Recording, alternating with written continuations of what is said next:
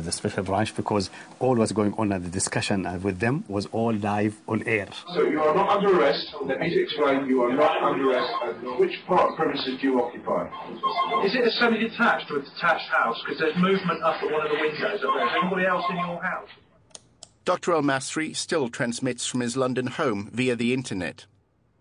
While there is no Islamic State or single scholar interpreting the faith, he says individuals have to seek their own guidance on the validity of the covenant. His opinion is respected by radicals. In Islam, there is no pope of infallible authority to decide which point of view you have to comply with. You have to make your own point of view. Evidently, many people decided the covenant is broken for them and they're at war. Others decided, no, still the covenant is valid, I'm abstaining from war action. And our words have no impact upon you. Therefore, I'm going to talk to you in a language that you understand. Before they do any action, they sit meticulously analyzing exactly the legality of it first, then the practicality. For example, there is an Islamic justification for in the view of some 7-7. And it's a weighty one. It's not as weak and flimsy as some people claim to appease the British government. Scholars who maintain that the covenant is intact argue that Muslims can only break it by publicly rejecting their British nationality. The Muslim would say here that here's my passport, I no longer want your citizenship, I'm leaving the country. Once he's announced that to the government that I no longer want this contractual oath agreement between us, it's clear.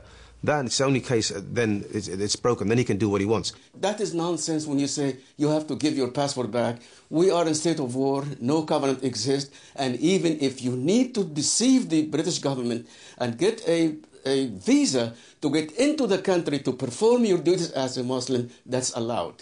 If Allah orders us to terrorize the kafir, and if I am doing something that will be labeled as terrorizing them, then I would be the first one to be happy to have a label on my forehead says a terrorist, because that means I'm doing my job as Allah asked me to do. We've seen that aspects of Islam can be used to justify attacks on British soldiers and, in some cases, civilians.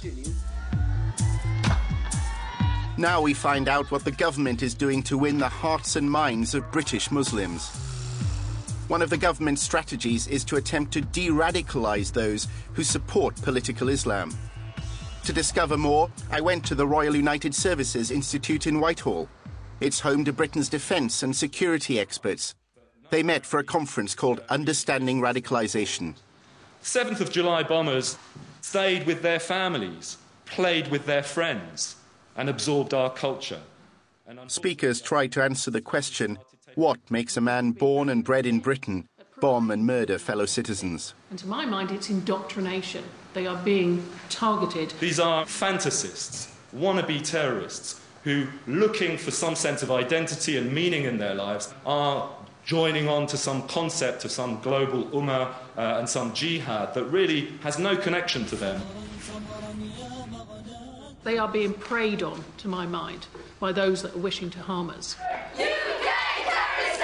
Islam has become the new rock and roll. If you want to piss off your parents today, being homosexual isn't going to do it. Maybe converting to Islam and becoming quite radical will really rather worry them.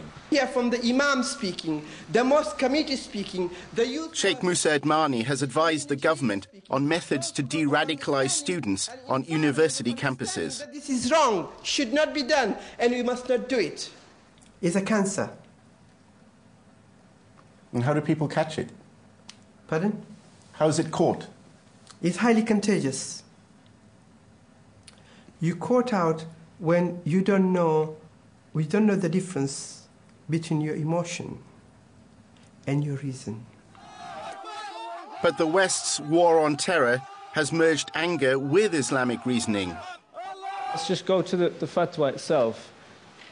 Back in '98, the ruling to kill the Americans and their allies, civilians and military, is an individual duty. Irvan Chishti, an Islamic scholar and schoolteacher, says radicals have been programmed by distorted theology. It is the legal legitimization that has been put into these people's minds that makes them tick. The central debate is whether Islam, taught without distortion, can make Muslims loyal to both Britain and their faith. Irvan thinks it can.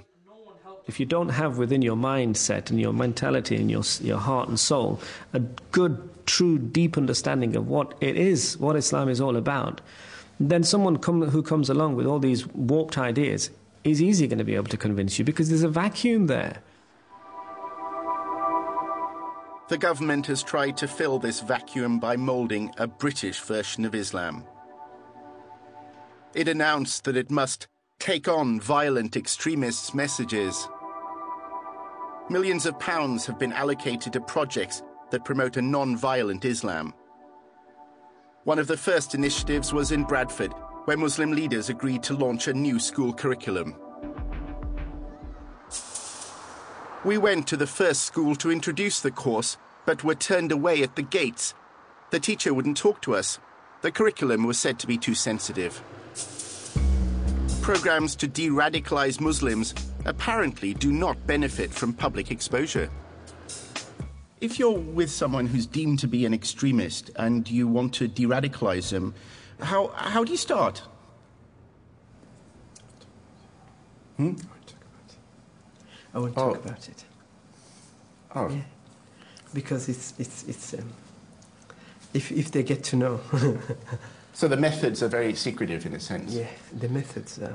If it goes, we lose out. So.